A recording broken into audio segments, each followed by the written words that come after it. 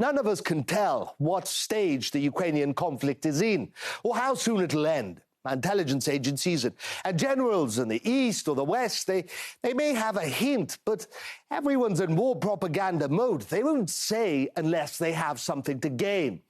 What we have are indications, a seemingly innocent statement here or there that gives away much more than intended. Peace is possible. That's not the question in a way. The question is, what price are you willing to pay for peace? How much territory, how much independence, how much sovereignty, how much freedom, how much democracy are willing to sacrifice for peace? We always see a kind of vertical escalation, more fighting, more suffering, heavier weapons in Ukraine, but escalation beyond Ukraine. NATO's chief of staff himself has voiced the idea that Ukraine may have to give up territory for peace. This was from the guy whose job is literal Russophobia, to deny Russia at every turn. It's telling. And it isn't just him. The idea that Ukraine isn't going to win militarily, despite the billions upon billions of dollars in NATO guns and missiles and launchers and rockets and drones heaped upon Ukraine. The idea or admission that they aren't going to win this fight is gaining traction. Mr. President, does Ukraine have to cede territory to achieve some peace? It's their territory. I'm not going to tell them what they should and shouldn't do.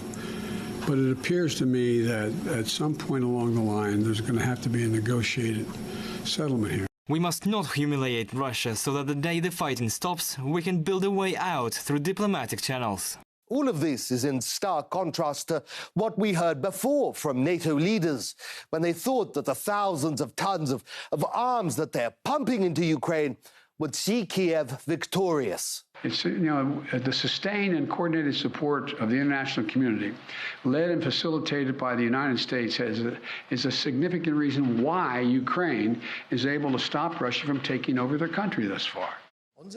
Our goal is that Putin does not win. Our goal is for Ukraine to be able to defend itself and to be successful. To restore peace in Europe, we must continue our support for Ukraine.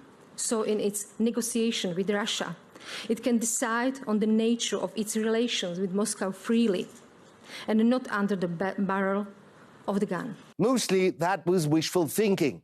The front lines have turned into a brutal meat grinder. Ukrainian officials have admitted to losing almost 1,000 troops a day, which includes those killed and wounded taken out of action. 1,000 a day taken out of the fight. The question is, how long can Ukraine keep this up?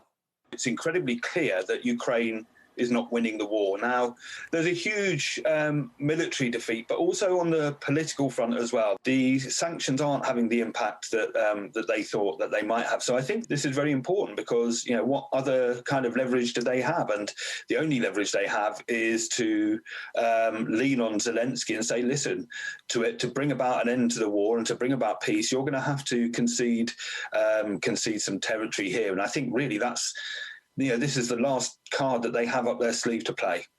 Understand Europe and America. Sanctions have backfired to a horrendous degree. There is division in NATO, with some asking, what is the ultimate point of continuing this if Ukraine can't win? What the sanctions have resulted in is a food crisis and a fuel crisis and an energy crisis, and none of those are affecting Russia. Ergo, we may have no idea how long this conflict will last, but some in the West are already looking for a way out.